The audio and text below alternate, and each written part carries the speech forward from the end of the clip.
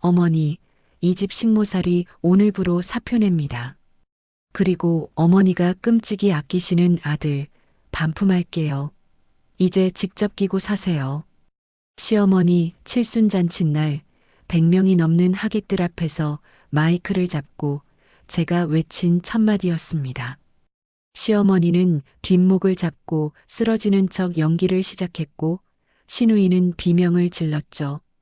하지만 진짜 쇼는 그때부터였습니다. 천막이 거치고 드러난 100인분의 컵라면 탑. 그리고 저는 보란듯이 젓가락을 쪼개 컵라면 먹방을 시작했죠. 동네방네 자랑하던 종갓집 칠순잔치는 순식간에 아수라장이 되었어요. 평생을 헌신했던 며느리가 가장 화려해야 할 날에 던진 가장 통쾌한 한 방. 과연 그날 마당에선 무슨 일이 벌어졌을까요? 시작하기 전에 구독과 좋아요 한번 눌러주세요. 여러분들의 하루에 축복이 가득하실 거예요. 찌익하고 컵라면 뚜껑 뜯는 소리가 이렇게나 경쾌하게 들릴 줄은 몰랐네요. 100명이 넘는 하객들이 숨소리조차 내지 않고 저만 쳐다보고 있는데 그 정막을 깨고 올라오는 육개장 사발면의 짭조름한 스프 냄새가 어찌나 짜릿하던지. 제 인생 최고의 순간을 꼽으라면 주저없이 바로 오늘을 꼽을 겁니다.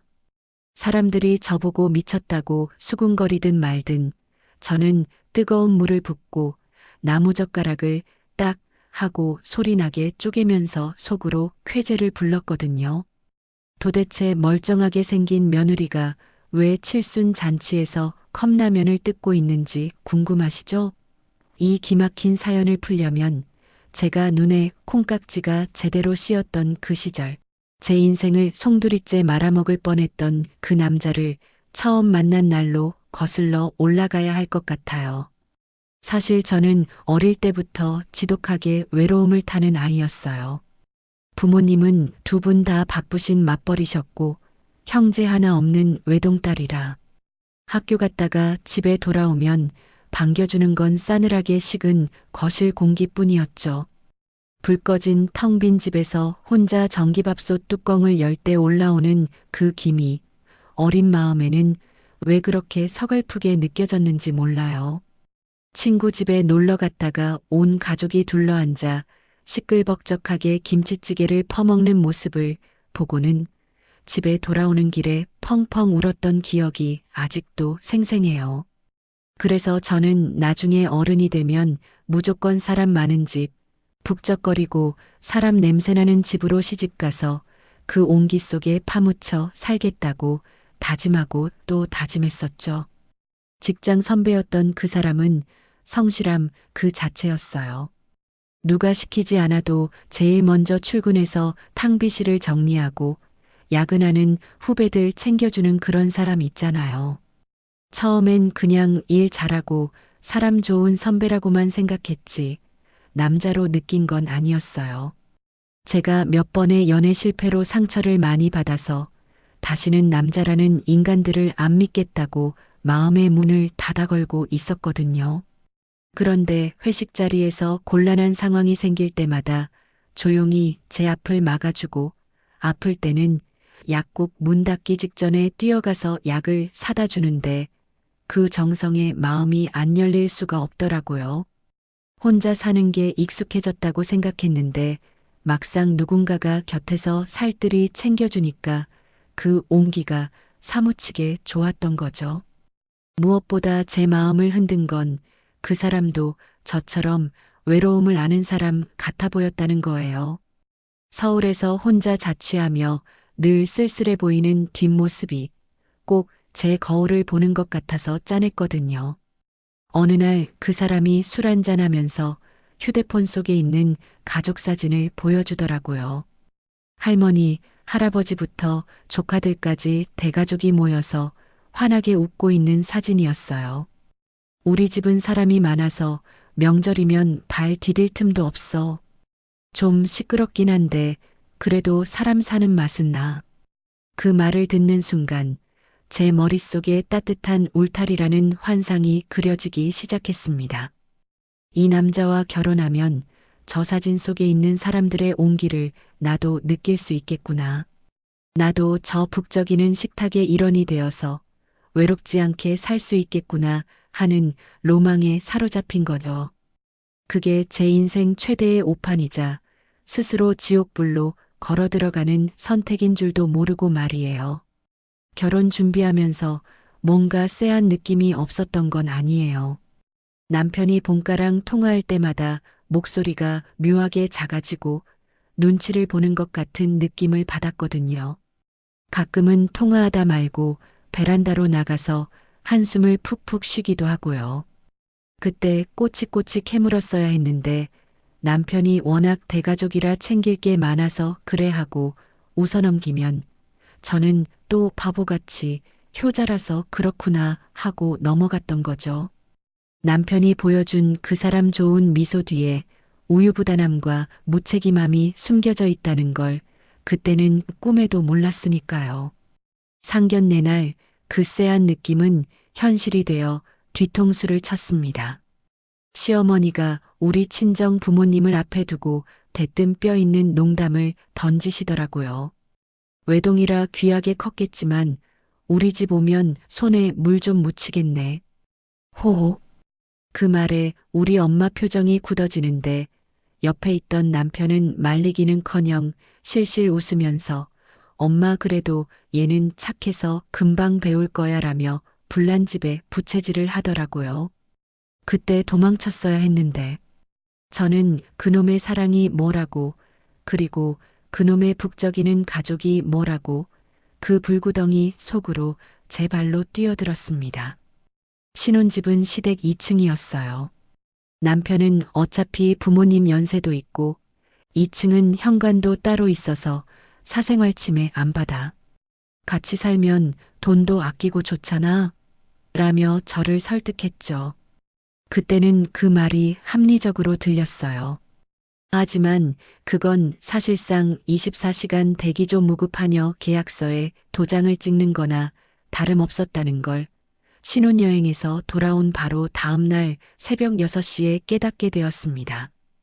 단꿈에 젖어 자고 있는데 인터폰이 미친 듯이 울려대서 받았더니 시어머니의 날카로운 목소리가 고막을 때리더라고요. 예, 시간이 몇 시인데 아직도 자니?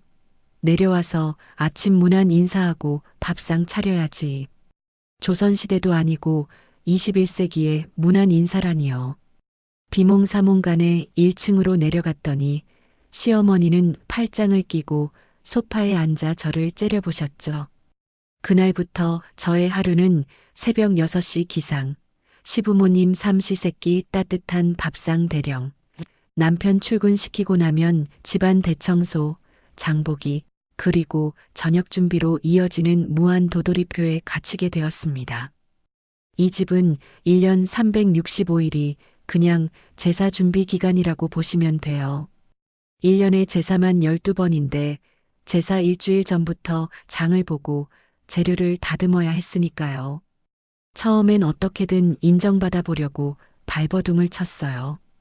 제가 외동이라 살림을 못한다는 소리를 듣기 싫어서 인터넷으로 레시피를 찾아가며 갈비찜이며 잡채며 상 다리가 부러지게 차려냈거든요. 그러면 시어머니는 간이 좀 짜네, 고기가 좀 질기네 하면서도 젓가락질은 멈추지 않으셨고 다 드시고 나면 설거지통에 그릇을 밀어넣으며 과일 깎아라 한마디 하시는 게 전부였죠. 더 기막힌 건 주말마다 찾아오는 시누이였어요. 애 둘을 데리고 와서는 친정 오니까 손 하나 까딱하기 실내 올케가 해주는 밥이 제일 맛있어라며 소파에 드러눕는데 정말 한 대 쥐어받고 싶더라고요.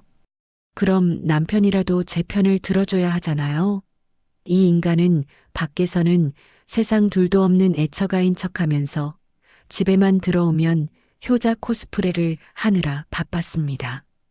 제가 부엌에서 전 부치다가 허리가 끊어질 것 같아서 좀 도와달라고 눈치를 주면 거실에서 TV 보면서 모른 척하거나 슬그머니 자리를 피하더라고요. 나중에 방에 들어와서 따지면 제 어깨를 주무르며 이렇게 말했죠. 자기야, 자기가 맏며느리잖아. 너만 좀 참으면 우리 집 평화로워. 응? 남들은 효도 못해서 안달이다? 그놈의 너만 참으면 평화롭다는 말, 남들은 효도 못해 안달이다 하는 말. 그게 저를 갉아먹는 가스라이팅인 줄도 모르고 저는 바보같이 고개를 끄덕이며 참고 또 참았습니다. 가족이라는 울타리가 너무 갖고 싶어서 이 사람들이 나를 가족으로 받아들여 주길 바라는 마음에 제 자신을 지우고 헌신했던 거죠. 결정적으로 제가 이 집구석에서 철저한 이방인이라는 걸 깨닫게 된 사건이 있었어요. 어느 날 거실에서 시어머니, 시누이, 남편이 모여서 하하호호 웃으며 뭔가를 보고 있길래 과일을 깎아갔더니 황급히 휴대폰을 감추더라고요. 알고 보니 자기들끼리만 있는 단톡방에서 제주도 가족여행 계획을 짜고 있었던 겁니다. 저는 쏙 빼놓고요. 제가 너무 서운해서 손까지 떨면서 어떻게 저만 빼고 여행을 가실 수 있어요? 라고 물었더니 시어머니가 대수롭지 않다는 듯이 말씀하시더라고요. 집 비우면 도둑 든다. 너는 집 지켜야지. 그리고 며느리가 끼면 우리끼리 편하게 놀 수나 있겠니? 그 순간 머리를 한 대 얻어맞은 것처럼 멍해지더라고요.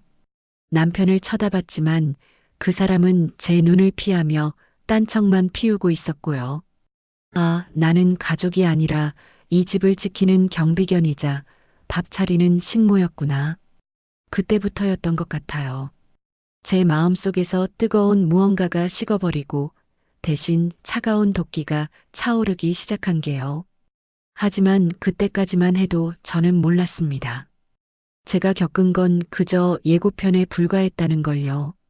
그렇게 시댁이라는 거대한 굴레에 갇혀 가족 호소인으로 살아가던 어느 날, 이 집구석의 공기를 바꿔놓을 새로운 인물이 등장했습니다.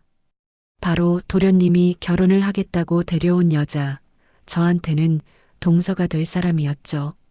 처음 인사를 온 날, 시어머니의 눈빛이 제가 처음 왔을 때랑은 차원이 다르게 반짝이더라고요. 마치 로또 1등에 당첨된 사람처럼 입이 귀에 걸리셨는데 그 이유를 알고 나니 기가 막혔습니다.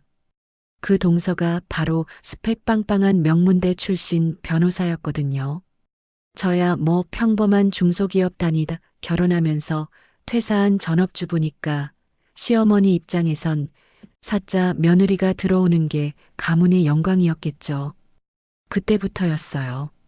시어머니의 교묘하고도 노골적인 아주 우아한 차별이 시작된 게 명절이나 제사 때 풍경부터가 확 달라졌습니다. 저는 새벽같이 일어나 앞치마를 두르고 주방에서 하루 종일 기름 냄새에 찌들어가는데 동서는 정장 차림으로 우아하게 앉아서 과일을 먹고 있는 풍경, 상상이 되세요? 제가 전부치다 허리가 너무 아파서 잠깐 앉으려고 하면 시어머니는 득달같이 달려와서 등짝을 때리셨죠. 예, 시간 없다. 얼른 마저 붙여라라고 하시는데 동서한테는 새아기는 재판 준비하느라 피곤할 텐데 들어가서 좀 쉬어라 하시더라고요. 심지어 김장 때는 배추 100포기를 마당에 산처럼 쌓아놓고 저 혼자 절이고 씻고 있는데 동서는 코빼기도 안 보이는 거예요. 나중에 알고 보니 시어머니가 동서한테 전화해서 너는 바쁜 사람이니까 오지 마라. 형님이 다 알아서 할 거다 하셨다더라고요. 그날 밤 차가운 물에 빨갛게 부르튼 제 손을 보면서 얼마나 서러웠는지 몰라요.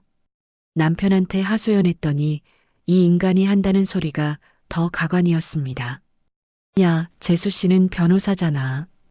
밖에서 돈 버는 사람이니까 집안일 좀 면제받는 거지. 너는 집에서 노는데 그 정도도 못해? 꼬우면 너도 사시 패스하든가. 집에서 논다고요?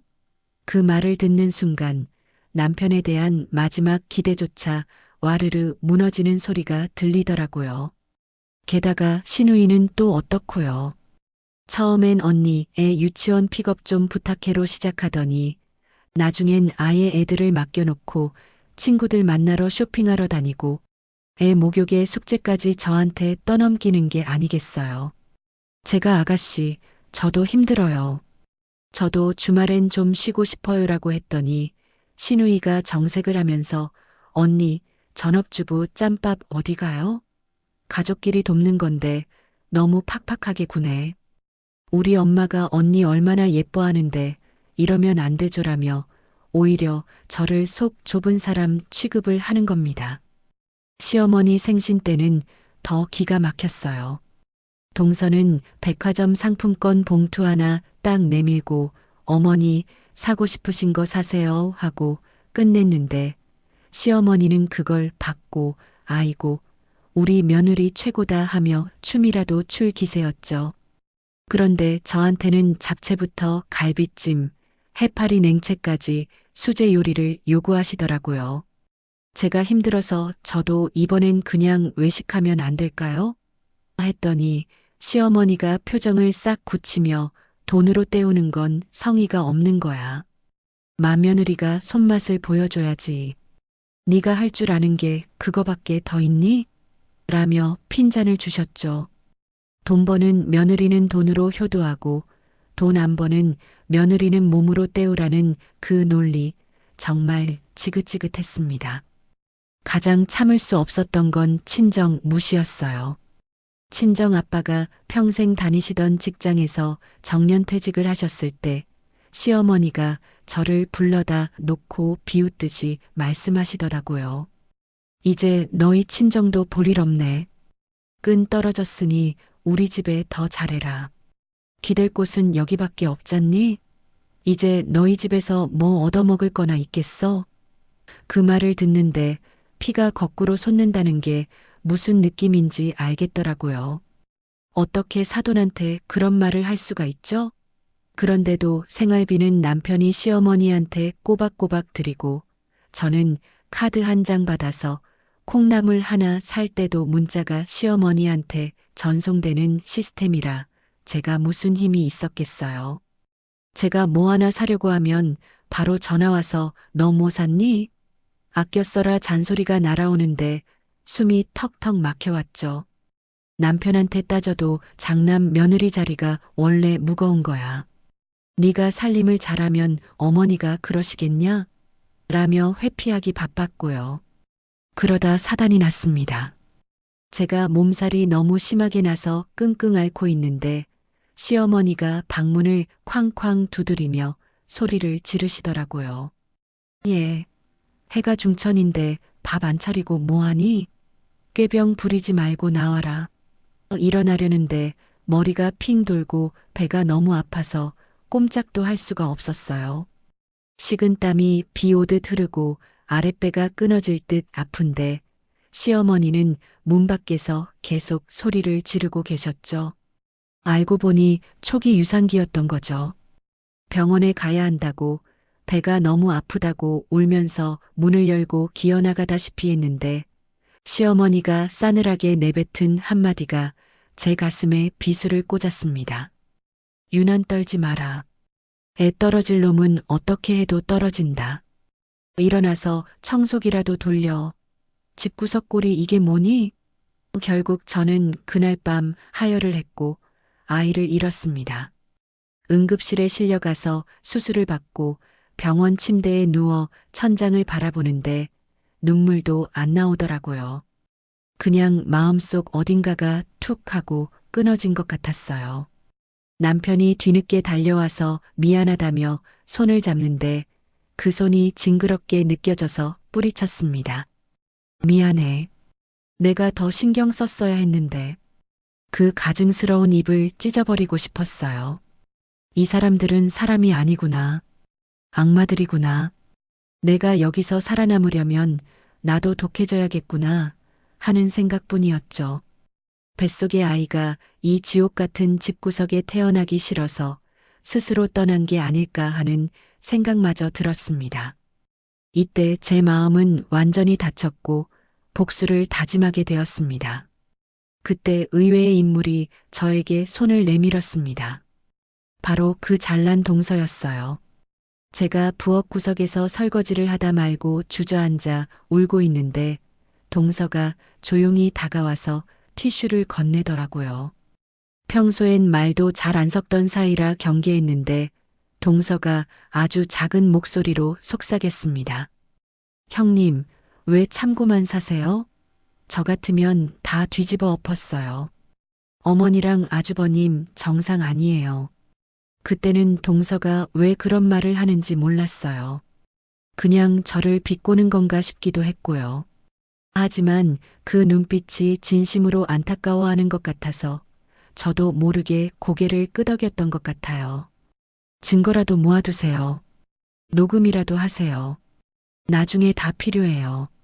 형님 인생, 형님이 지키셔야죠. 그 한마디가 제 머릿속을 맴돌았습니다. 그래, 내 인생은 내가 지켜야지. 아무도 나를 도와주지 않는다면 내가 나를 구해야지.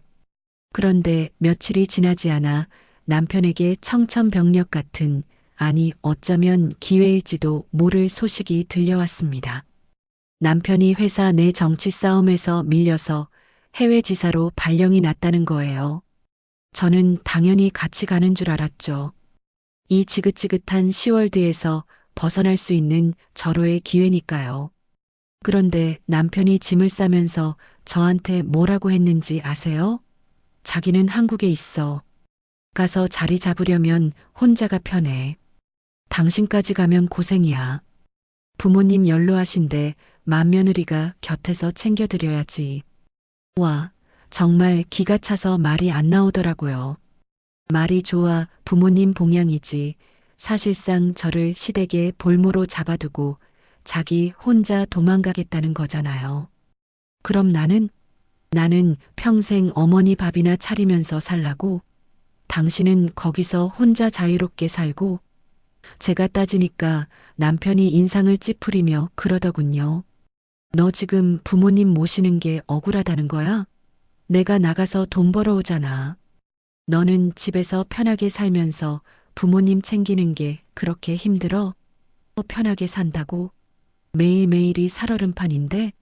그렇게 남편은 저를 시댁이라는 감옥에 가둬두고 도망치듯 비행기를 타고 떠나버렸습니다. 공항에서 배웅도 안 했어요. 그냥 집에서 짐 싸들고 나가는 뒷모습을 보면서 저주의 말을 퍼부었죠.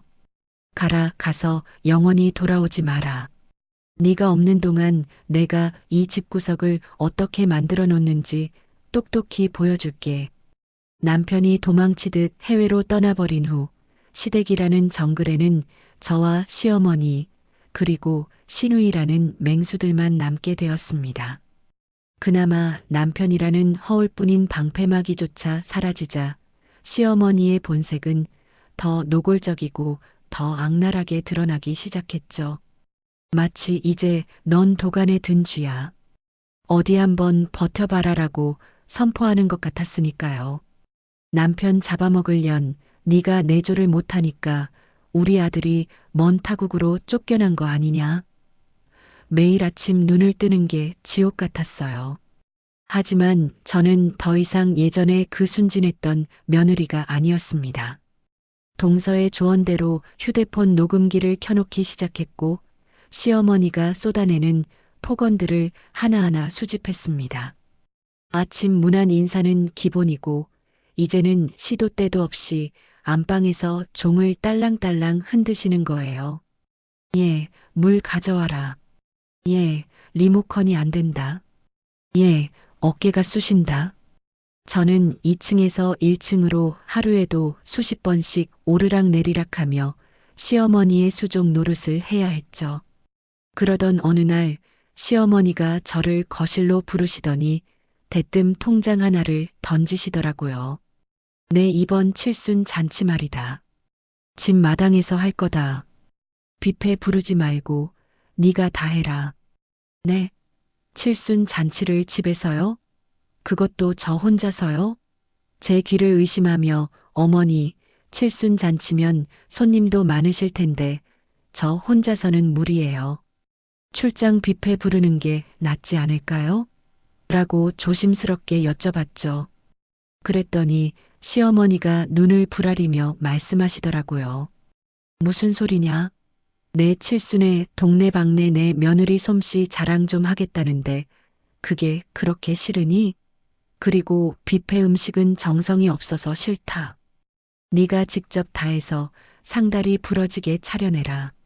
그러면서 던져준 통장을 열어봤는데 잔액이 딱 50만 원 찍혀 있더군요. 어머니 이게 남으면 너 용돈이나 해라. 대신 갈비탕은 기본이고 홍어무침에 육회, 잡채, 전복구이까지 빠짐없이 챙겨라. 아, 떡도 맞춰야지. 백설기랑 송편으로. 기가 막혀서 말이 안 나왔습니다. 50만 원으로 소갈비에 전복에 떡까지 맞추라니요. 어머니, 50만 원으로는 재료비도 안 돼요. 게다가 혼자서는. 그럼 네 동서를 부르라는 소리냐? 걘 바쁜 변호사야. 어디 감히 바쁜 사람 오라가라 하니? 너는 집에서 노는 애가 그것도 못해? 정 힘들면 네 친정 엄마라도 불러서 돕게 하든가. 순간 제 안에서 무언가 툭 하고 끊어지는 소리가 들렸습니다. 주먹을 얼마나 세게 쥐었는지 손톱이 살을 파고들어 피가 날 지경이었습니다. 하지만 저는 그 자리에서 소리 지르는 대신 아주 차갑게 가라앉은 목소리로 대답했죠. 네, 알겠습니다. 어머니 뜻대로 해드릴게요. 대신 메뉴는 제가 알아서 정해도 되죠? 시어머니는 콧방귀를 뀌며 그래, 맛이나 있게 해라. 내 입맛 까다로운 거 알지? 하고 방으로 쏙 들어가 버리셨습니다. 그날 밤 동서에게 전화가 왔습니다. 형님, 저예요. 어머니가 형님한테 칠순 잔치 다 떠넘기셨다면서요? 미치겠네, 진짜. 동서의 목소리는 걱정과 분노가 섞여 있었어요. 동서, 괜찮아. 내가 알아서 할게. 형님, 그게 무슨 말씀이세요? 혼자서 100인분을 어떻게 해요? 저라도 가서 도울게요. 아니야, 동서. 오지 마. 이번 일은 내가 끝낼 거야. 그리고 동서가 오면 내 계획이 틀어져. 계획이요? 응.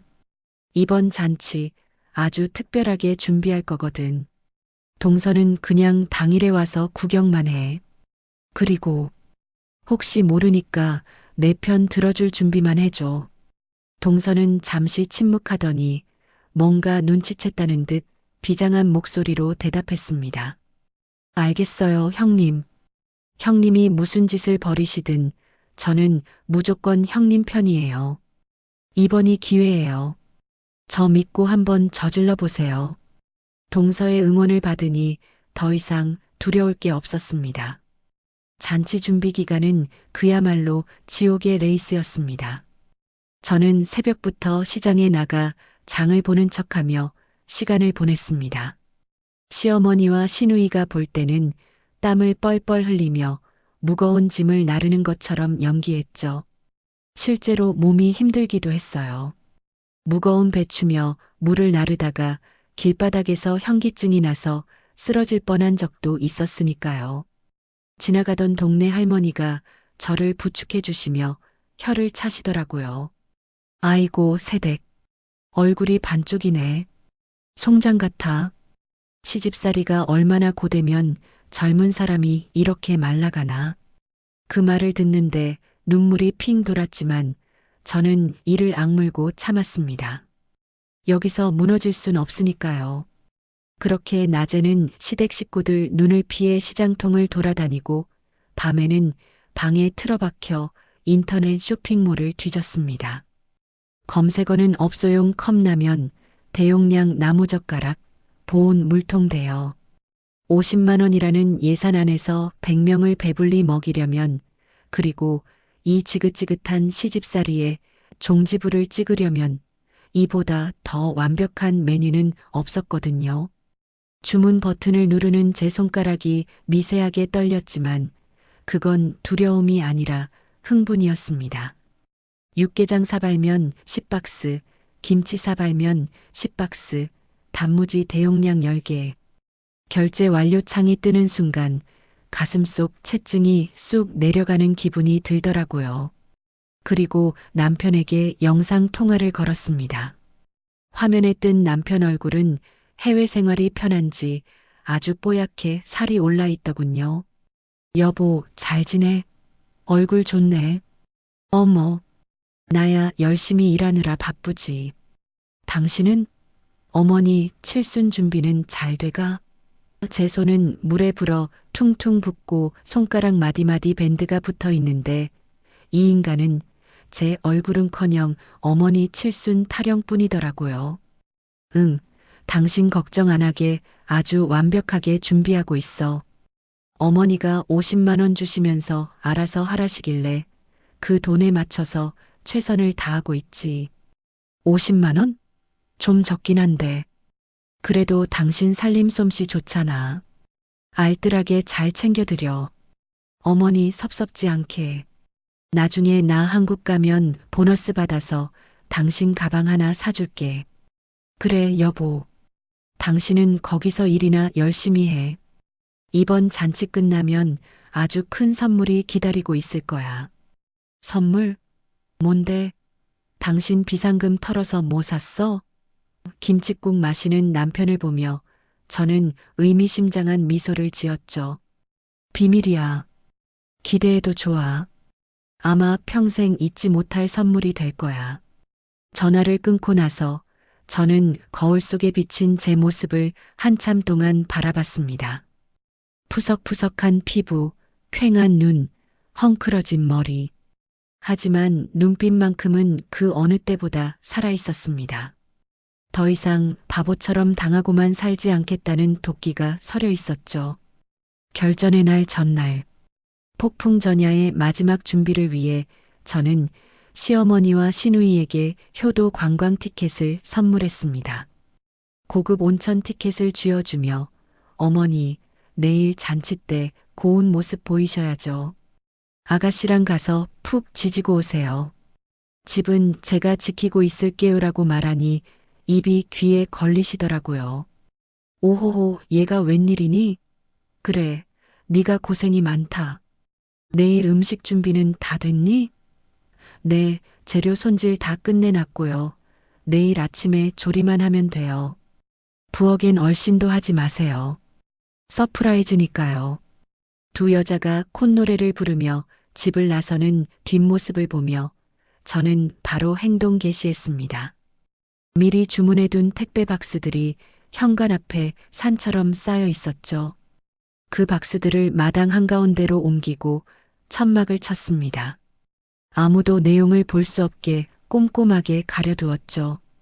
동네 렌탈 업체에서 빌려온 대형 보온 물통 3개를 마당 한쪽에 일렬로 세워두고 전기 코드를 연결해 물을 끓이기 시작했습니다.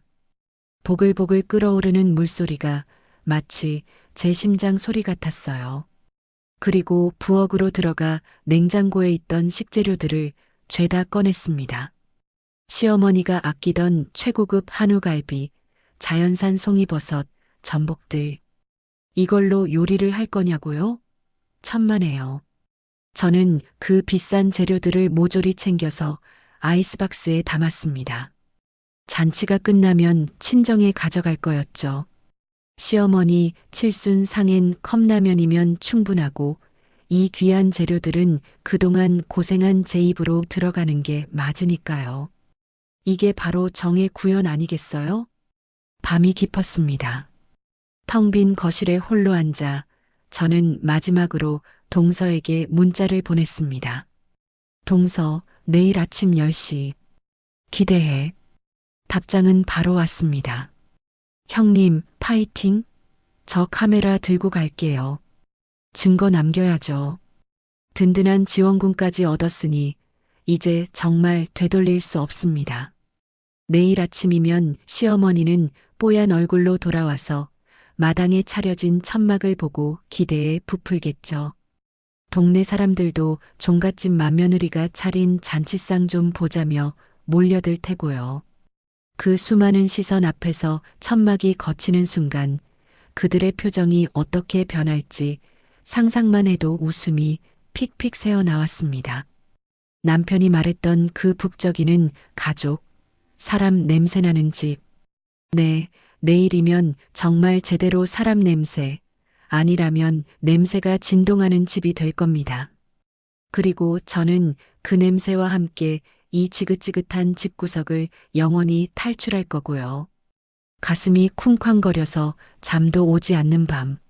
저는 베개 밑에 숨겨둔 이혼 서류를 다시 한번 확인하고 조용히 눈을 감았습니다. 내일은 제 인생이 다시 시작되는 날이니까요. 드디어 결전의 날이 밝았습니다.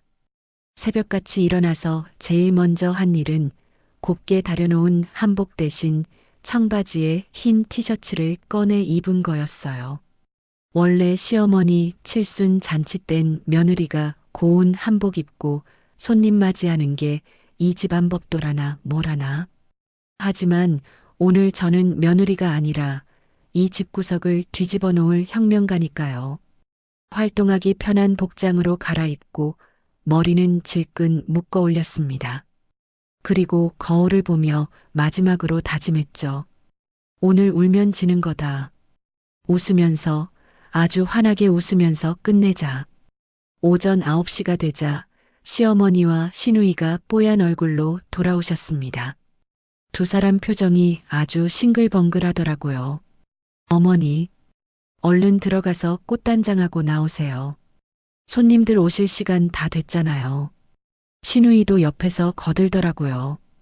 언니, 동네 사람들 다 오는데 음식 모자라지 않게 넉넉히 했지? 그럼요, 아가씨. 100명은커녕 200명도 거뜬히 먹을 양으로 준비했어요. 걱정 붙들어 매세요. 두 사람은 제 말에 의심 하나 없이 오히려 기대에 부풀어 안방으로 들어가더군요. 그 뒷모습을 보며 저는 회심의 미소를 지었습니다. 그래요, 실컷 즐기세요. 이따가는 기절하실 테니까. 11시가 되자 하객들이 하나둘 모여들기 시작했습니다. 동네 이장님부터 시작해서 친척들, 시어머니 친구분들까지 마당을 가득 메웠죠. 시어머니는 화려한 한복을 차려입고 입구에 서서 어서 오세요. 차린 건 없지만 많이 드세요라며 우아하게 인사를 건네고 계셨습니다. 하객들은 종갓집 맏며느리 솜씨 기대해도 되겠지? 오늘 갈비탕 기대되네라며 수군거렸고요. 그 소리를 들을 때마다 심장이 쫄깃해지는데 묘하게 짜릿하더라고요. 동서도 약속대로 일찍 도착해서 제 옆에 섰습니다. 동서가 제 옷차림을 보고 눈이 휘둥그레지더니 엄지손가락을 슬쩍 치켜 세우더라고요. 형님, 오늘 패션 죽이는데요? 저 준비됐어요. 카메라 켰습니다. 동서의 응원에 힘입어 저는 마이크를 잡고 무대 중앙으로 나갔습니다. 자, 여러분, 오래 기다리셨습니다.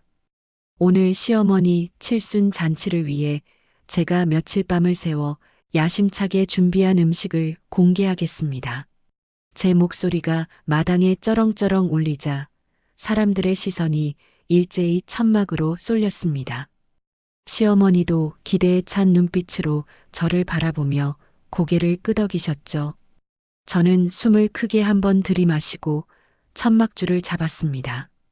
하나, 둘, 셋, 오픈. 차악 천막이 거치는 소리와 함께 그 안에 숨겨져 있던 웅장한 자태가 드러났습니다. 산더미처럼 쌓인 육개장 사발면, 박스와 김치 사발면, 박스탑. 그리고 그 옆에는 김이 모락모락 나는 대형 보온 물통들이 위풍당당하게 서 있었죠. 순간 마당에는 정적이 흘렀습니다. 사람들이 너무 놀라서 숨 쉬는 것도 잊은 것 같았어요. 1초, 2초, 3초, 그리고 터져나온 비명소리. 이게 뭐야? 시어머니였습니다. 뒷목을 잡고 휘청거리시는데 시누이가 급하게 부축하지 않았으면 그대로 넘어지셨을 거예요. 어머니, 이게 무슨 일이에요? 언니, 이게 다 뭐예요? 미쳤어요? 시누이가 꽥 소리를 지르며 저에게 달려오려는데 저는 눈 하나 깜짝 안 하고 마이크에 대고 또박또박 말했습니다. 어머니, 왜 그러세요? 어머니가 원하시는 대로 50만 원에 맞춰서 100명분 준비했잖아요.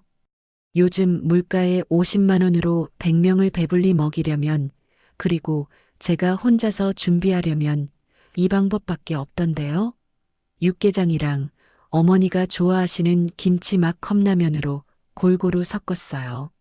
아, 떡 대신 단무지도 넉넉히 준비했으니까 마음껏 드세요. 제 말에 하객들이 웅성거리기 시작했습니다. 세상에 며느리가 50만 원 받고 잔치를 준비했다고? 저 집 시어머니가 보통이 아니라더니 진짜였나 봐. 아이고, 며느리가 오죽했으면 저랬을까? 여론은 순식간에 저에게 유리하게 돌아갔습니다. 시어머니는 얼굴이 불그락푸르락해져서 뻐끔거리고만 계셨죠. 너, 감히 시어머니 칠순 잔치에 컵라면을 내나? 네가 제정신이니? 제정신이죠. 아주 맑은 정신으로 준비했습니다. 어머니, 제가 그동안 이 집에서 식모처럼 일하면서 제사상 차리고 명절 음식하고 어머니 생신상 차려드린 것만 해도 수천만 원어치는 될 거예요. 근데 칠순 잔치라고 50만 원 던져주시면서 저 혼자 다 하라니요?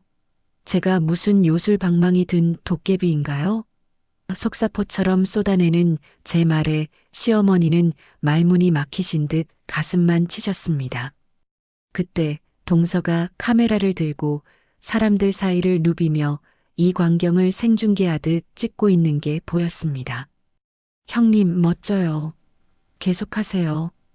동서의 입모양을 보니 용기가 더 솟구쳤습니다. 저는 미리 준비해둔 가위를 꺼내 맨 위에 있는 컵라면 박스 테이프를 찍 하고 뜯었습니다. 그 경쾌한 소리가 마이크를 타고 마당 전체에 울려 퍼졌죠. 그리고 컵라면 하나를 꺼내 뚜껑을 뜯고 보온 물통에서 뜨거운 물을 콸콸 부었습니다. 자, 식기 전에 드세요. 육개장 사발면은 3분, 김치 사발면은 4분인 거 아시죠? 셀프입니다. 제가 젓가락을 딱 쪼개서 라면을 한 젓가락 집어들고 후루룩 면치기를 시전하자 여기저기서 헛웃음과 탄식이 터져 나왔습니다. 몇몇 젊은 하객들은 와, 냄새 죽이는데?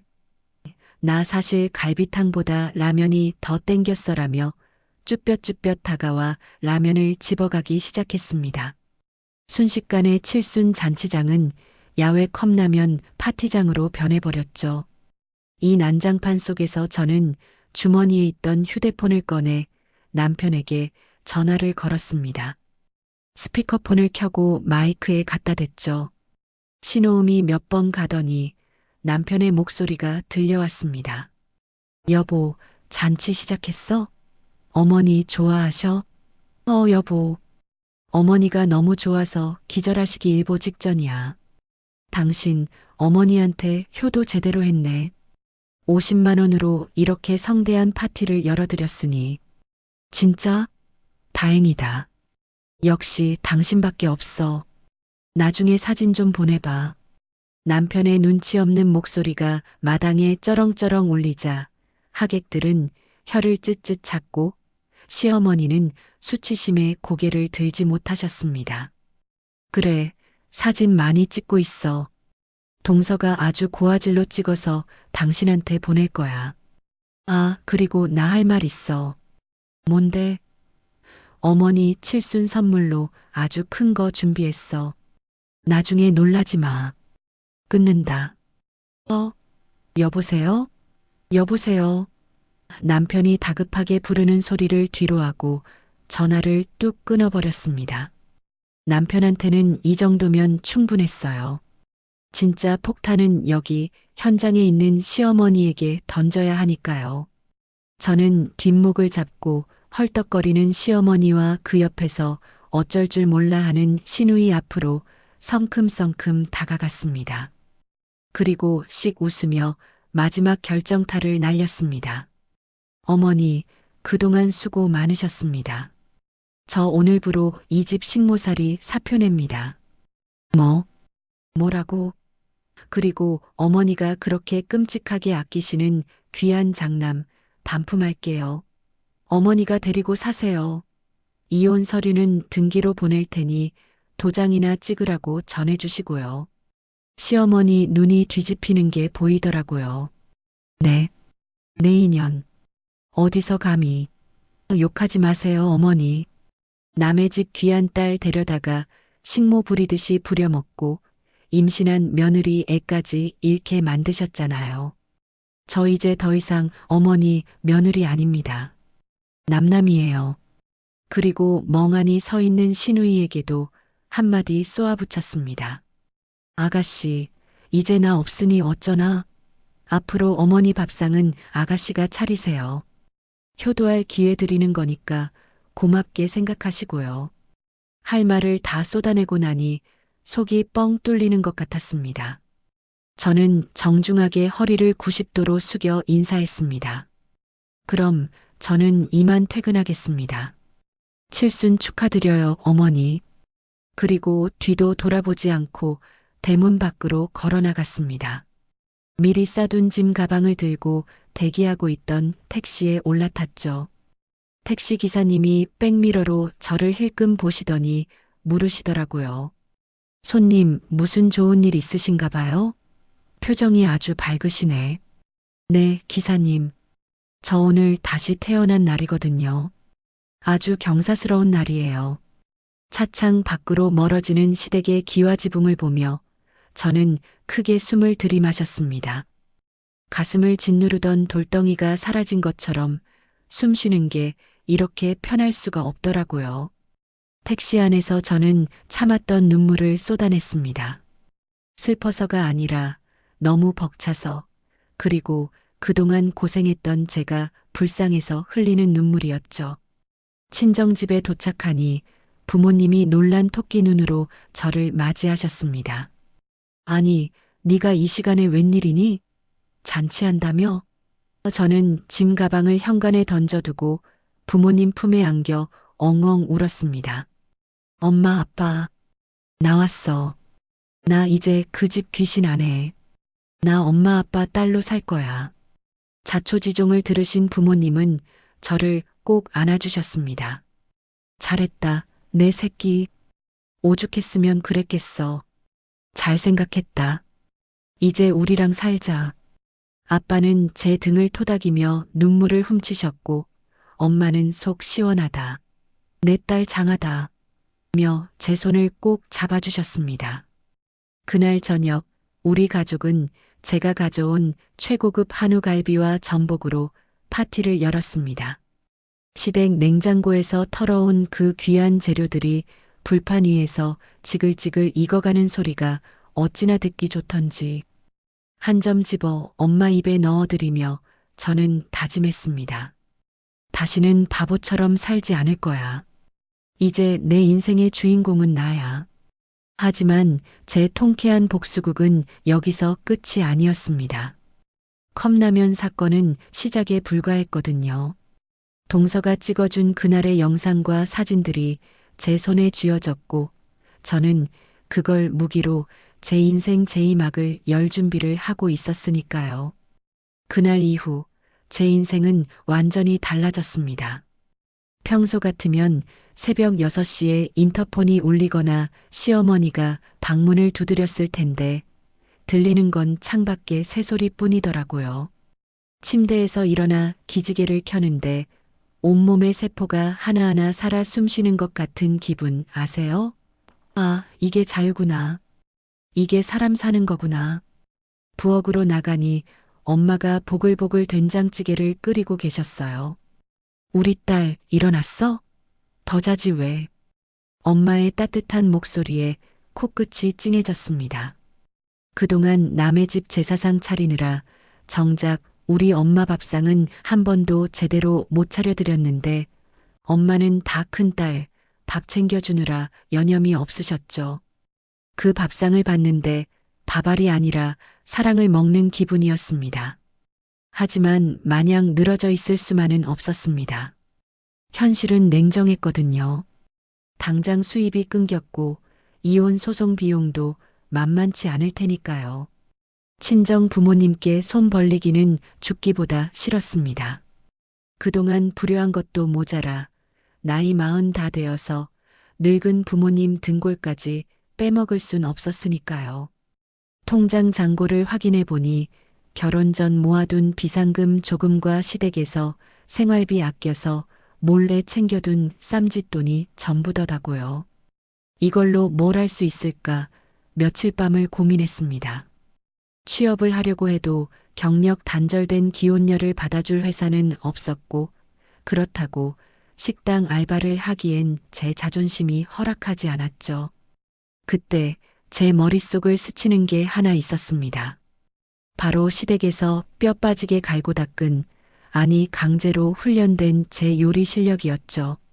시어머니의 그 까다로운 입맛을 맞추느라 눈물 콧물 쏟아가며 배운 종갓집 레시피들. 생각해보니 그건 제 피와 땀의 결정체였더라고요.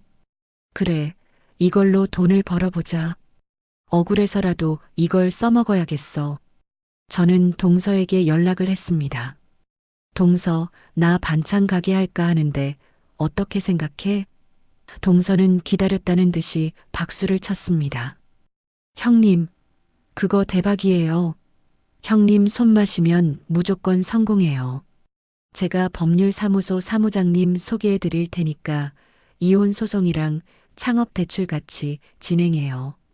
동서는 정말 든든한 지원군이었습니다.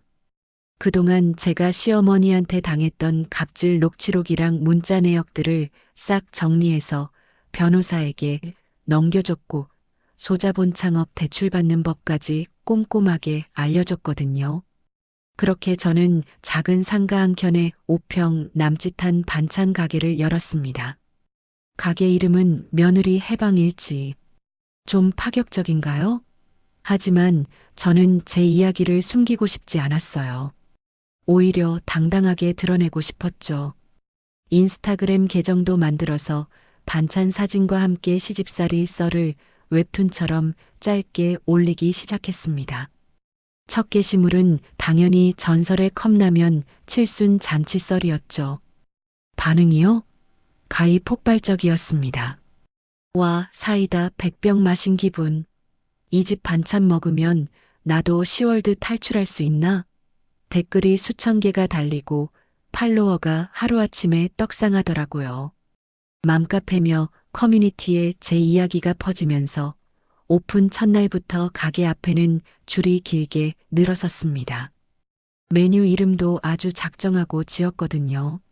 시어머니도 몰래 사먹는 매운 김치, 시누이 입막음용 짭짤한 장조림, 남편놈 정신 차리게 하는 매운 멸치볶음. 손님들이 메뉴판만 보고도 빵 터지면서 사장님 센스 미쳤다며 지갑을 열기 시작했습니다. 맛은 뭐 말해 뭐 하겠어요.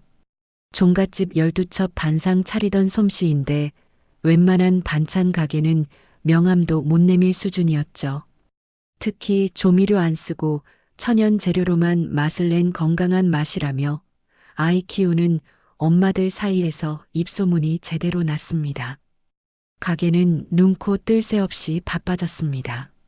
새벽 4시에 나와서 재료 손질하고 밤 10시까지 반찬 만들고 포장하고 택배 보내고 몸은 시댁에 있을 때보다 더 고됐지만 마음은 날아갈 듯 가벼웠습니다. 왜냐하면 이건 남의 일이 아니라 온전히 내 일이니까요. 내 통장에 돈이 쌓이는 게 눈에 보이니까 피곤한 줄도 모르겠더라고요. 첫 달 정산을 했는데 세상에나 회사 다닐 때 받던 월급의 2배가 찍혀 있는 겁니다. 그 돈을 찾아서 빨간 내복 대신 두툼한 현금 봉투를 부모님께 드렸어요. 엄마, 아빠, 이거 내 첫 월급이야. 그동안 못 해준 거 이제 다 해줄게. 세 식구가 부둥켜 안고 얼마나 울었는지 모릅니다. 그날 아빠가 제 어깨를 두드리며 말씀하셨죠. 우리 딸, 이제야 진짜 네 인생 사는구나. 아빠는 지금이 제일 행복하다. 반면 시댁은 그야말로 초토화가 되었습니다. 제가 없으니 집안 꼴이 말이 아니었겠죠. 시어머니는 제가 시집 온 뒤로 손에 물 한 방울 안 묻히고 살다가 밥하랴 청소하랴 병이 나셨다는 소문이 들려왔습니다. 시누이는 제 빈자리를 채우려다 며칠 만에 도망갔다고 하더라고요. 인과응보, 사필귀정이라는 말이 딱 이럴 때 쓰는 거겠죠? 그러던 어느 날 가게 문을 닫으려는데 누군가 쭈뼛거리며 들어왔습니다. 익숙한 실루엣, 퀴퀴한 냄새. 바로 남편이었습니다. 몰골이 말이 아니더라고요. 머리는 헝클어지고 수염은 덥수룩한 게 예전에 그 말끔하던 모습은 온데간데 없었습니다. 저를 보자마자 대뜸 무릎을 꿇더라고요. 여보, 내가 잘못했어. 제발 다시 돌아와줘. 나 당신 없으면 안 돼. 기가 차서 헛웃음이 나왔습니다. 제가 없을 때 빈자리가 커서가 아니라 당장 자기 밥 차려줄 식모가 없어서 온 거라는 게 뻔히 보였거든요. 아저씨, 누구세요? 영업 끝났습니다. 나가세요. 제가 차갑게 말하자 남편이 바짓가랑이를 붙잡고 매달렸습니다. 여보, 이러지 마. 어머니가 많이 반성하고 계셔. 당신 오면 이제 손 하나 까딱 안 하게 해준다잖아. 응? 우리 다시 시작하자. 반성? 지나가던 개가 웃겠다. 그리고 다시 시작? 너랑 나랑은 이미 끝났어.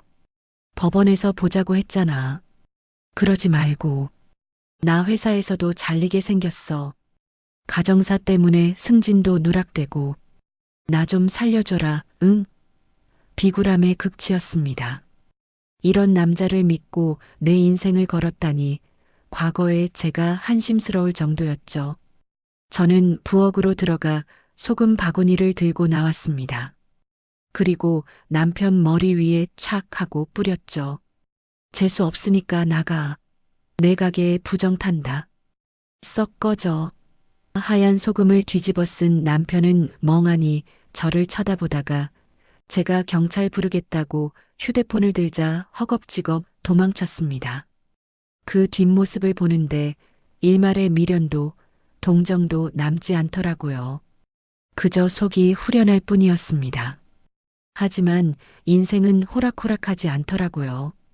가게가 잘 되니 시기 질투하는 인간들도 생겨났습니다. 어느 날 구청 위생과에서 단속이 나왔어요. 누가 저희 가게 음식이 비위생적이라고 신고를 했다는 겁니다. 보나 마나 시댁 짓이거나 경쟁업체 짓이겠죠.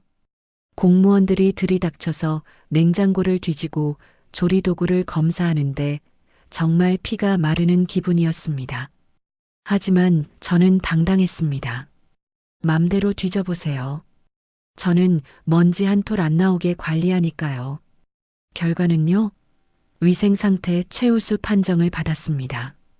오히려 공무원이 요즘 이렇게 깨끗하게 관리하는 집 드문데 대단하시네요 라며 엄지를 치켜세우고 갔죠.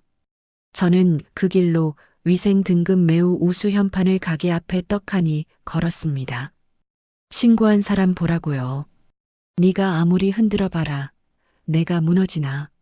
나는 더 단단해질 거다. 그리고 또 하나 반가운 소식이 들려왔습니다.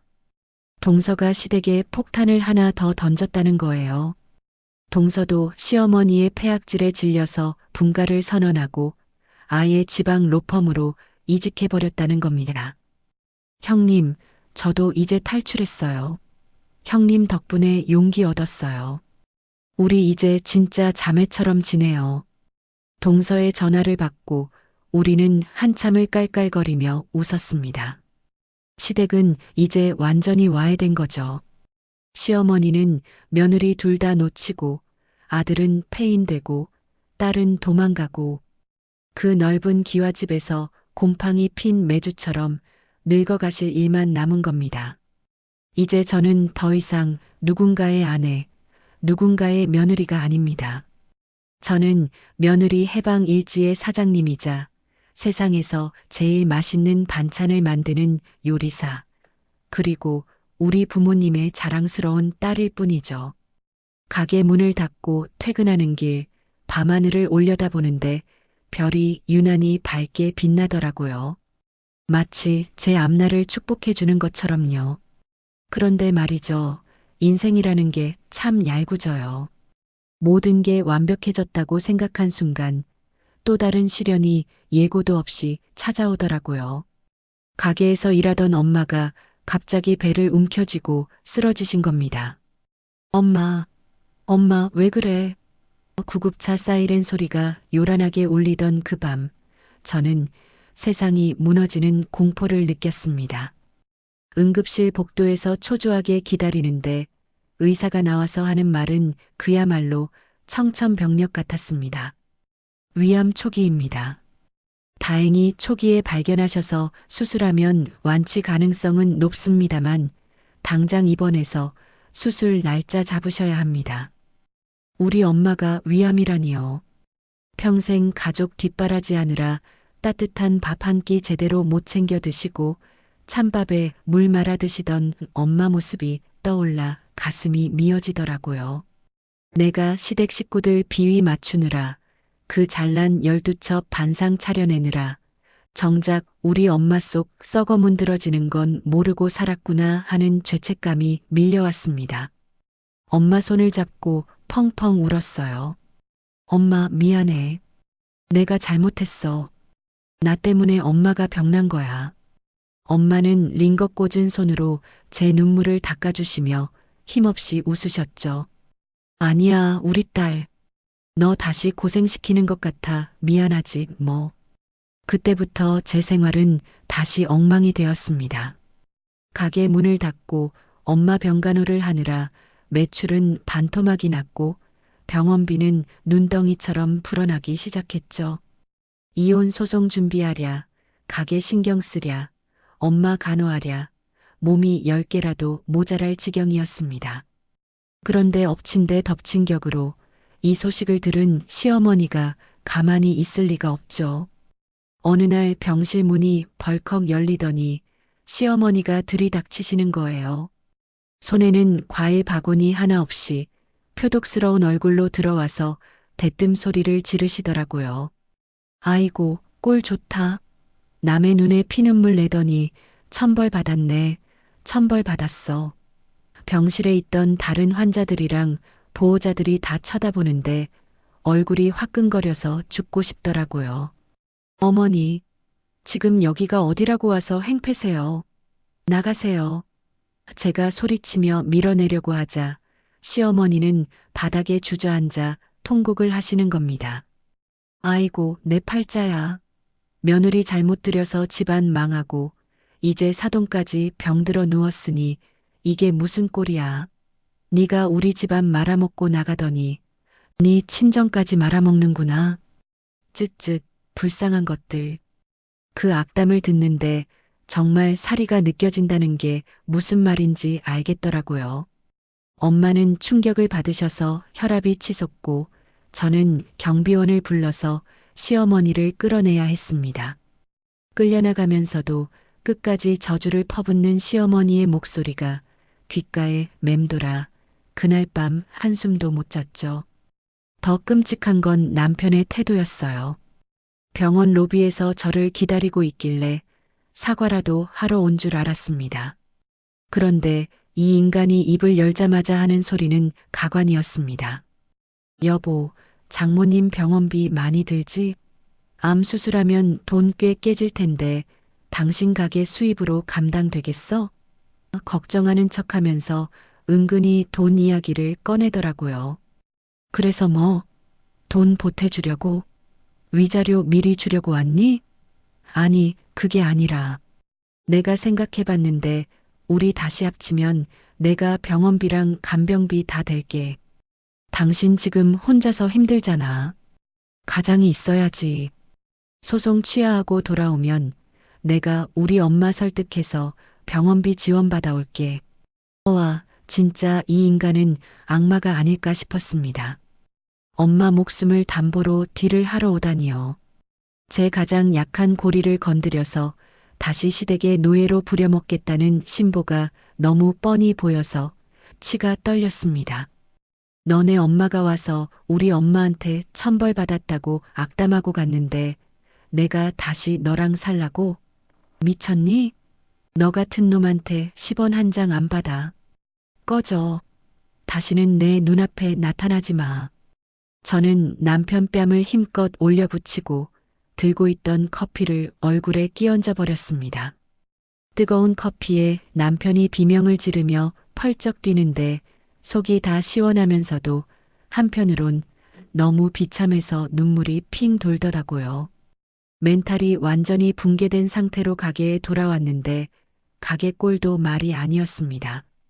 제가 자리를 비운 사이 믿고 맡겼던 알바생이 레시피를 빼돌려서 근처에 경쟁 업체를 차린다는 게 아니겠어요. 사장님, 저 그만둘게요. 사실 저기 길 건너편에 반찬 가게 오픈하거든요.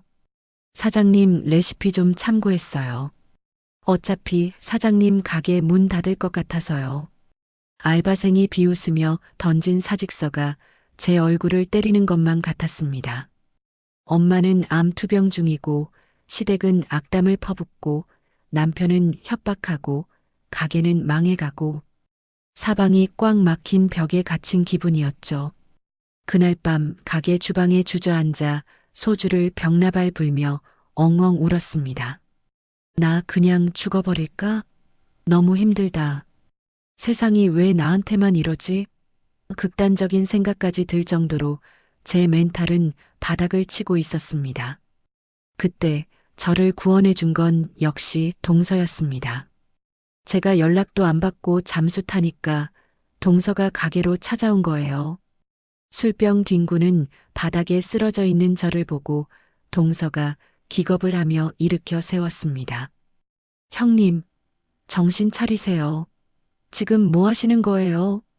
동서, 나 너무 힘들어. 그냥 다 포기하고 싶어. 형님, 포기는 배추 셀 때나 하는 말이에요. 어머니 수술 앞두고 이러시면 어떡해요. 형님이 무너지면 어머니는 누가 지켜요. 동서가 제 등을 때리며 호통을 치는데 정신이 번쩍 들더라고요. 제가 다 알아봤어요. 시어머니가 병원에서 난동 부린 거 CCTV 확보했고요. 아주버님이 병원비 빌미로 협박한 것도 녹음하셨죠? 그거 다 증거로 쓸 수 있어요. 접근 금지 가처분 신청 바로 들어갈 거고요. 위자료 청구 소송 금액 더 올릴 겁니다. 그리고 그 알바생, 레시피 도용으로 고소할 거예요. 형님 가게 특허 등록 안 하셨죠? 제가 해드릴게요. 걱정 마세요. 법적으로 다 조져버릴 테니까. 동서의 눈에서 레이저가 나오는 것 같았습니다. 역시 배운 여자는 다르구나 싶더라고요. 동서의 든든한 지원 사격 덕분에 저는 다시 일어설 힘을 얻었습니다. 다음 날 엄마 수술 당일이 되었습니다. 수술실로 들어가는 엄마 손을 꼭 잡고 저는 다짐했습니다. 엄마 걱정 마. 나 이제 약한 딸 아니야. 엄마 꼭 살려내고 나도 보란 듯이 성공할 거야. 그 인간들이 우리 엄마 아프다고 무시한 거 내가 뼈저리게 후회하게 만들어줄게. 그러니까 엄마도 힘내서 수술 잘 받고 나와. 엄마는 말없이 제 손을 꽉 잡아주셨고 수술실 문이 닫혔습니다. 그 차가운 철문 앞에서 저는 6시간을 꼬박 기도했습니다. 제발 우리 엄마 살려달라고, 제발 한 번만 더 기회를 달라고. 수술이 진행되는 동안 저는 휴대폰을 켜고 SNS에 글을 올렸습니다. 엄마가 위암 수술 중입니다. 가게 문을 잠시 닫게 되어 죄송합니다. 하지만 저는 포기하지 않을 겁니다. 엄마 완쾌하시고 돌아오시면 더 건강하고 맛있는 반찬으로 보답하겠습니다. 응원해주세요. 진심을 담아 쓴 글에 수천 개의 댓글이 달리기 시작했습니다. 사장님 힘내세요. 기도할게요. 어머니 꼭 완쾌하실 거예요. 가게 문 열 때까지 기다릴게요. 선결제 걸어놓고 갑니다. 얼굴도 모르는 팔로워들이 보내주는 응원의 메시지가 시댁 식구들의 저주보다 100배, 1000배 더 큰 힘이 되더라고요. 아, 세상에 나쁜 사람만 있는 건 아니구나. 나를 응원해주는 사람이 이렇게 많구나. 그 댓글들을 읽으며 저는 눈물을 닦고 다시 주먹을 불끈 쥐었습니다. 다행히 수술은 성공적으로 끝났습니다. 의사가 따님 효심 덕분에 하늘이 도왔네요 라며 웃어주는데 그제야 긴장이 풀리면서 다리에 힘이 풀려 주저앉았습니다. 병실로 돌아온 엄마는 마취가 덜 깨서 헛소리를 하시더라고요. 우리 딸, 시어머니한테 혼나면 안 되는데.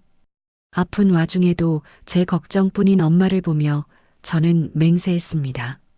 엄마, 이제 시어머니 눈치 안 봐도 돼. 내가 지켜줄게. 우리 이제 꽃길만 걷자. 그리고 아빠가 제 어깨를 감싸주시며 묵직한 목소리로 말씀하셨죠. 수고했다. 이제 네 인생 살아라. 엄마는 내가 지킨다. 너 무너지면 엄마도 무너져. 강해져야 해. 아빠의 그 한마디가 제 가슴에 불을 지폈습니다. 그래, 나는 강해질 거야. 누구도 우리 가족을 건드리지 못하게 내가 세상에서 제일 단단한 방패가 될 거야. 엄마 수술이 성공적으로 끝난 후 저는 다시 가게 문을 열 준비를 했습니다. 하지만 이번엔 예전과 달랐습니다. 엄마의 암 투병을 겪으면서 뼈저리게 느낀 게 있었거든요. 아, 건강이 최고구나. 맵고 짠 자극적인 맛도 좋지만 사람을 살리는 음식을 만들어야겠다. 그래서 과감하게 가게 컨셉을 180도 바꿨습니다. 기존의 인기 메뉴였던 매운 김치나 짭짤한 장조림 대신 암 환자도 안심하고 먹을 수 있는 저염 건강식, 항암 도시락으로 메뉴를 전면 개편한 거죠. 솔직히 모험이었습니다. 기존 단골들이 사장님, 그 매운맛 어디 갔어요? 라며 발길을 돌릴까봐 걱정도 됐고요. 하지만 엄마가 병상에서 제 손을 잡고 네가 해준 슴슴한 나물이 제일 맛있다며 미음 한 숟가락을 넘기시는 걸 보고 확신이 섰습니다. 진심은 통한다고요. 가게 이름을 며느리 해방일지 건강편으로 리뉴얼하고 재오픈한 날. 제 예상은 보기 좋게 빗나갔습니다. 손님이 줄어들기는커녕 오히려 2배, 3배로 늘어난 거예요.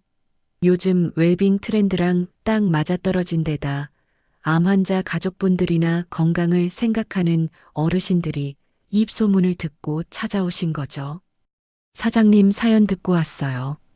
우리 엄마도 편찮으신데 믿고 먹을 수 있는 반찬 찾기가 힘들었거든요. 손님들이 제 손을 잡고 고맙다며 눈물까지 글썽이시는데 가슴이 벅차오르더라고요. 엄마 간병하느라 연구했던 저염 조리법, 천연 조미료 레시피들이 빛을 발하는 순간이었습니다. 특히 항암 도시락은 없어서 못 팔 정도로 대박이 났습니다. 병원 근처라 환자 보호자분들이 줄을 서서 사가시는데 새벽부터 밤늦게까지 프라이팬 앞을 떠날 수가 없었죠. 매출이요? 예전에 2배를 넘어 3배까지 뛰었습니다. 통장에 찍히는 숫자를 볼 때마다 엄마, 나 성공했어. 이거 다 엄마 덕분이야. 라고 속으로 외쳤습니다. 반면 제 뒤통수를 치고 나갔던 그 알바생 가게는 어떻게 됐을까요? 오픈발로 반짝 손님이 몰리나 싶더니 금방 팔이 날리는 신세가 됐더라고요. 왜냐하면 제 레시피를 훔쳐갔다고는 하지만 중요한 건 비율과 정성이잖아요. 조미료 범벅인 그 집 반찬을 먹어본 손님들이 이 맛이 아니네, 짜기만 하고 깊은 맛이 없다며 다들 저희 가게로 돌아오신 거죠. 게다가 제가 동서도움으로 특허 등록을 마친 상태라 레시피 도용으로 내용 증명을 보내자마자 꼬리를 내리고 폐업해버렸습니다. 가게 문 닫으면서 저를 찾아와 사장님 한 번만 봐주세요라며 빌던데 저는 눈 하나 깜짝 안 했습니다. 인생은 실전이야. 남의 거 훔쳐서 성공하려던 대가라고 생각하고 달게 받아라. 냉정하게 내치고 돌아서는데 속이 뻥 뚫리더라고요. 권선징악, 사필귀정. 옛말 틀린 거 하나 없다니까요. 그렇게 승승장구하던 어느 날 드디어 이혼 소송의 마지막 선고 공판일이 다가왔습니다. 법정에 들어서는데 심장이 터질 것 같더라고요. 판사님이 판결문을 읽어 내려가는데 제 귀를 의심했습니다. 피고의 유책 사유 인정, 위자료 5천만 원 지급, 재산 분할 5대5. 판사님이 제 사연을, 특히 시댁의 갑질과 남편의 방임을 아주 심각하게 받아들이신 모양입니다. 게다가 동서가 제출해준 녹취록과 병원 난동 CCTV 영상이 결정적인 증거가 되어 위자료를 최대치로 받아낼 수 있었죠. 남편은 법정에서 아내가 과대망상이다. 어머니는 훈육 차원에서 그러신 거다라며 말도 안 되는 변명을 늘어놓았지만 판사님한테 호되게 꾸지람만 들었습니다. 피고는 반성의 기미가 전혀 없군요. 배우자가 유산하고 장모님이 투병 중인 상황에서도 본인의 아니만 챙기려 한 점 매우 죄질이 나쁩니다. 그때 남편 표정이 흑빛이 되던 걸 잊을 수가 없네요. 판결이 확정되자마자 남편은 회사에서도 징계를 받았습니다. 가정사 문제로 회사 이미지 실추시켰다는 투서가 들어갔거든요. 누가 넣었냐고요? 글쎄요, 정의로운 시민 누군가가 했겠죠? 동서라고는 말 안 할게요. 호호. 결국 남편은 승진 누락에 감봉까지 당하고 술에 쩔어 폐인처럼 지낸다는 소문이 들려왔습니다. 시댁은 더 처참하게 몰락했습니다.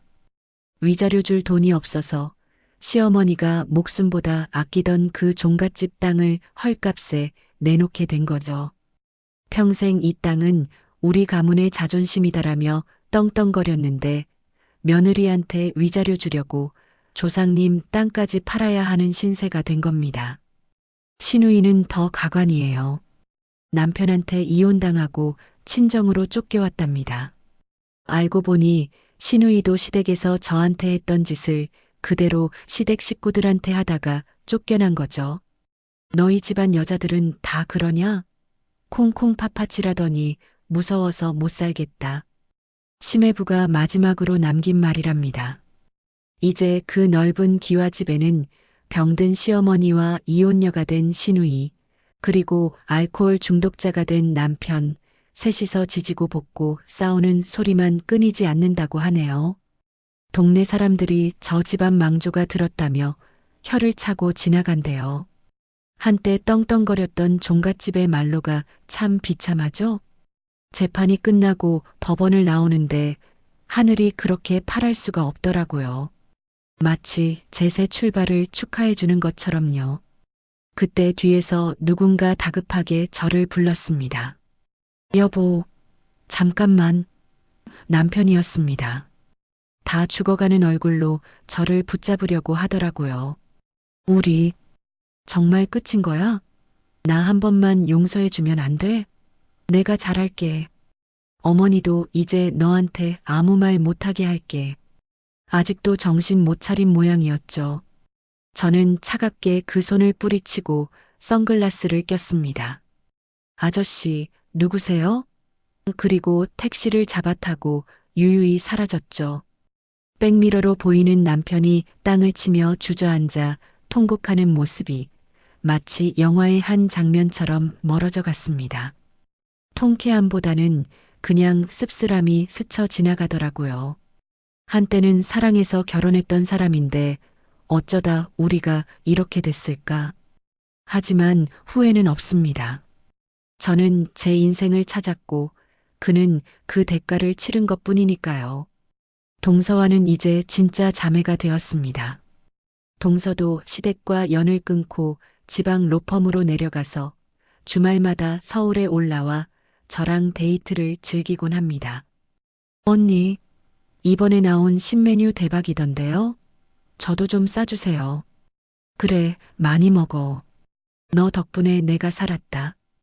고맙다, 내 동생. 우리는 서로를 언니, 동생이라 부르며 맛집도 다니고 쇼핑도 하고 진짜 가족보다 더 끈끈한 정을 나누고 있습니다. 피 한 방울 안 섞였지만 같은 아픔을 공유하고 서로의 상처를 보듬어준 우리가 진짜 가족 아닐까요? 가족은 핏줄이 아니라 서로를 아끼는 마음이다. 이 말을 뼈저리게 실감하는 요즘입니다. 엄마도 다행히 항암 치료를 잘 견뎌내시고 이제는 퇴원해서 집에서 요양 중이십니다. 가게가 쉬는 날이면 엄마, 아빠, 그리고 저 셋이서 가게에 모여 조촐한 파티를 엽니다. 제가 만든 건강식 반찬들을 늘어놓고 아빠가 따라주는 사이다 한 잔을 마시며 웃음꽃을 피우죠. 아이고, 우리 딸 사장님 다 됐네. 이 반찬 하나하나가 다 보약이다. 엄마가 엄지손가락을 치켜 세우며 환하게 웃으시는데 그 미소가 제겐 천만금보다 귀한 보물입니다. 엄마 아프지 마. 내가 평생 맛있는 거 해줄게. 그래, 우리 딸 덕분에 산다. 고맙다. 세 식구가 서로의 손을 꼭 잡고 눈시울을 붉히는 이 순간이 제가 꿈꾸던 진정한 행복이었습니다. 화려한 종갓집 며느리 타이틀보다 북적이는 대가족의 환상보다 소박하지만 서로를 진심으로 아껴주는 우리 세 식구의 밥상이 100배, 1000배 더 소중하다는 걸 깨달았습니다. 벌써 1년이라는 시간이 흘렀네요. 그날 시어머니 칠순 잔치마당에서 컵라면 박스를 뜯으며 아들 반품합니다. 를 외치던 게 엊그제 같은데 말이죠. 제 인생은 그야말로 상전벽해, 천지개벽했다는 말이 딱 맞을 것 같아요. 지금 저는 어떻게 지내고 있냐고요? 놀라지 마세요. 제 반찬 가게는 이제 동네 작은 가게가 아니랍니다. 전국으로 택배 배송을 하는 건 기본이고 백화점 식품관에 정식으로 입점해서 프리미엄 건강 반찬 브랜드로 당당히 이름을 알리고 있으니까요. 아침마다 물류 트럭이 가게 앞에 줄을 서고 직원만 20명이 넘는 어엿한 중소기업 사장님이 되었죠. 방송 출연도 했습니다. 서민 부자라는 프로그램에 출연해서 제 파란만장한 인생 스토리를 털어놨거든요. 물론 방송에서는 시댁 식구들 실명은 거론 안 했지만 칠순 잔치에 컵라면 100개를 내놓고 탈출한 며느리라는 썰을 풀었더니 시청률이 대박이 났습니다. 방송 나간 다음 날 실시간 검색어 1위에 제 이름이 오르고 가게 홈페이지가 마비될 정도였으니까요. 길 가다가 알아보는 분들도 생겼어요. 어머, 그 컵라면 며느리 아니에요? 방송 잘 봤어요.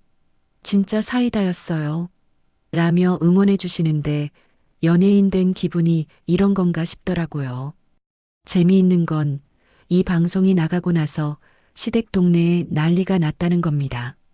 방송을 본 동네 사람들이 수군거리기 시작한 거죠.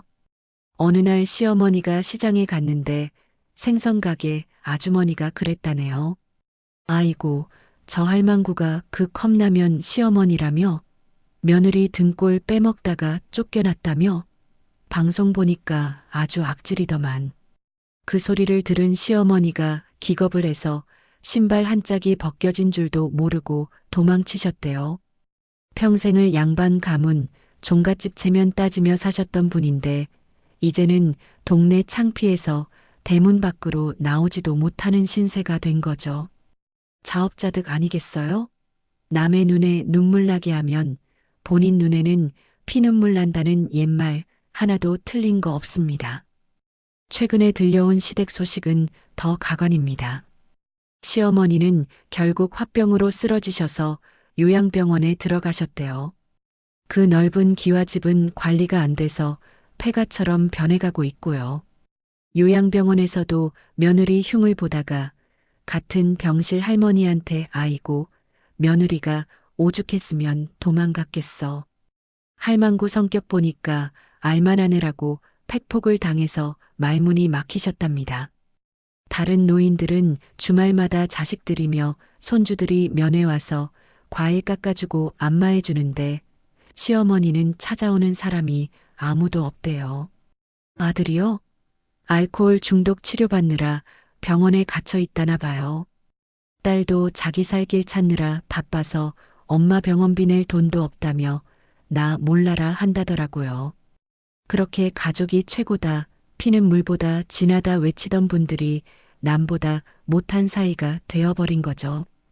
요양병원 6인실 구석 침대에서 커튼을 치고 돌아누워 혼자 훌쩍이는 시어머니의 모습을 상상하면 솔직히 불쌍하다는 생각보다는 인생무상이라는 생각이 먼저 드네요. 과거에 저한테 외동이라 외롭겠다며 비웃던 그 입으로 이제는 본인의 처철한 고독을 씹어 삼키고 계시겠죠. 전 남편 소식도 들었습니다.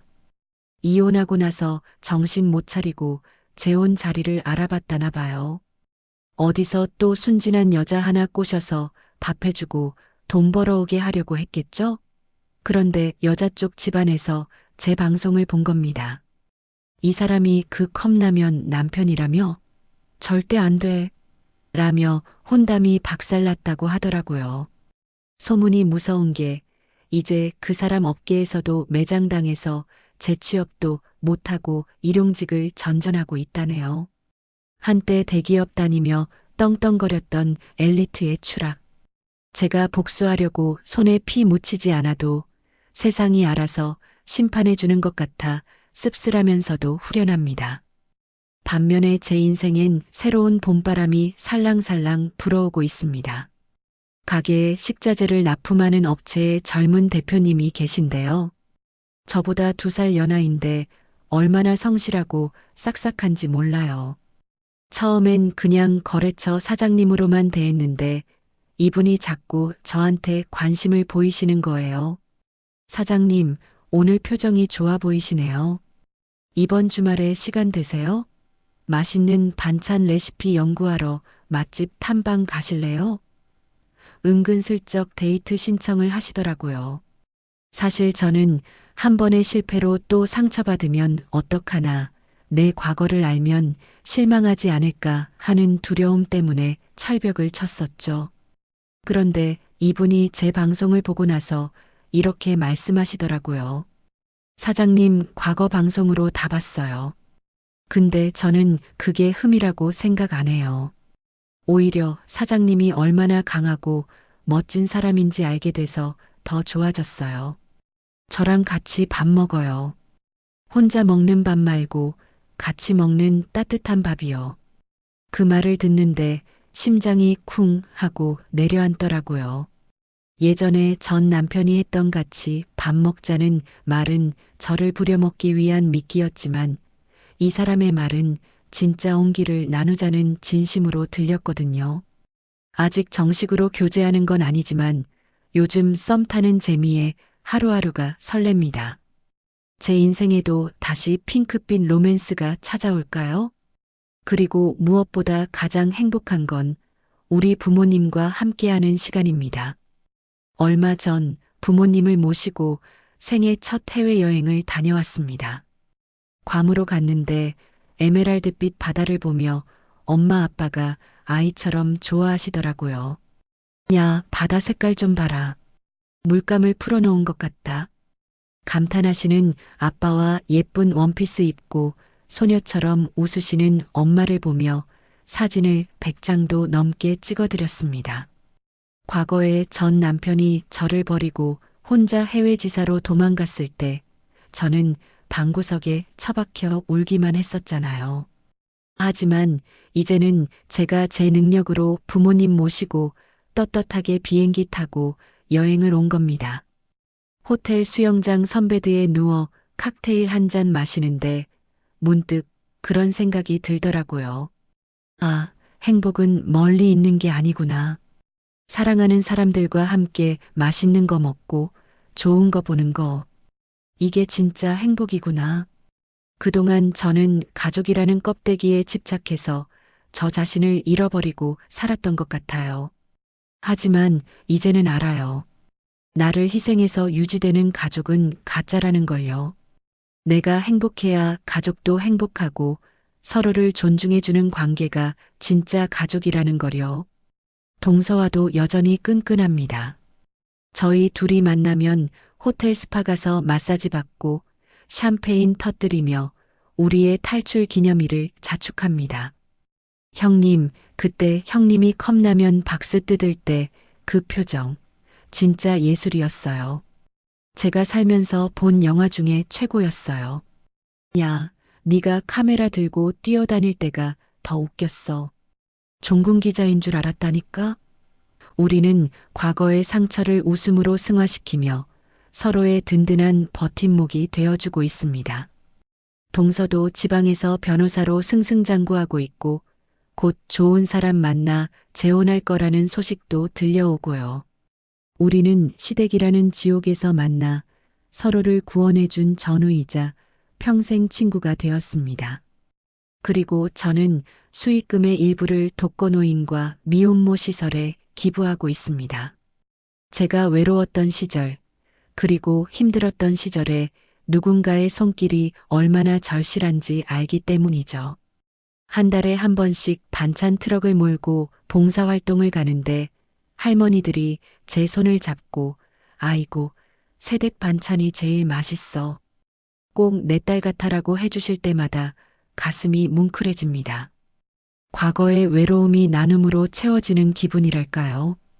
제가 만든 음식이 누군가에게 위로가 되고 힘이 된다는 사실이 저를 더 열심히 살게 만드는 원동력이 됩니다. 오늘도 가게 문을 닫고 퇴근하는 길입니다.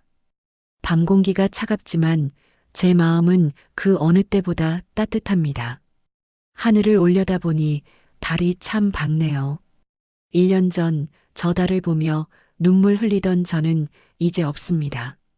대신 당당하게 어깨를 펴고 내일을 꿈꾸는 나만 있을 뿐이죠. 가끔은 꿈을 꾸는 것 같아요.